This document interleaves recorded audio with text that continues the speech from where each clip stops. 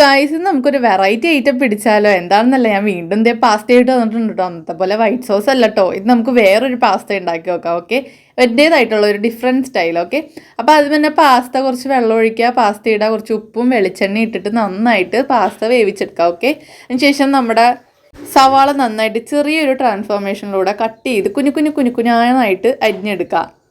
എന്നിട്ട് ആ അരിഞ്ഞു വെച്ച സവാള മാറ്റിയതിന് ശേഷം നമ്മുടെ ഒറിഗാനോ, അതായത് നമ്മുടെ പനിക്കൂർക്ക നന്നായിട്ട് കട്ട് ചെയ്തെടുക്കുക.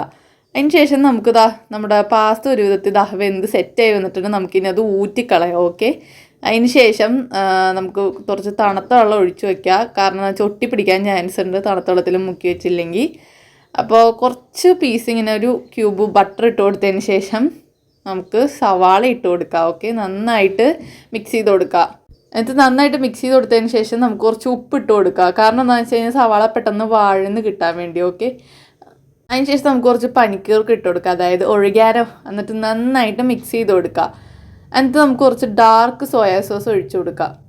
അപ്പോൾ കുറച്ച് കൂടിപ്പോയി എൻ്റെ, അപ്പോൾ നിങ്ങൾ ഒഴിക്കുമ്പോൾ ശ്രദ്ധിച്ച് ഒഴിച്ചാൽ മതി. എന്നിട്ട് കുറച്ച് കെച്ചപ്പ് ഒഴിച്ചു കൊടുത്തിട്ട് നന്നായിട്ട് മിക്സ് ചെയ്തിട്ട് നമ്മുടെ പാസ്ത വേവിച്ചിട്ടത് കുറേശ്ശെ ആയിട്ട് ഇട്ട് കൊടുത്തിട്ട് നന്നായിട്ട് മിക്സ് ചെയ്ത് വേണമെങ്കിൽ കുറച്ച് കെച്ചപ്പും കൂടി ഒഴിച്ചോ ആസ് ടേസ്റ്റ്. ഓക്കെ, കസ്റ്റേർഡിൻ്റെ ക്ഷീണം മാറ്റാൻ ഞാൻ അങ്ങനെ പാസ്ത സെറ്റാക്കി. അപ്പോൾ ഫസ്റ്റ് ബൈറ്റ് ചെയ്യാൻ നിങ്ങൾക്ക് നിന്നുണ്ട്, ഞാനും കഴിക്കുന്നു. സംഭവം സെറ്റ് ടേസ്റ്റാണ്. അപ്പോൾ നിങ്ങളും ട്രൈ ചെയ്ത് നോക്കാം. അപ്പോൾ ബൈ ബൈ.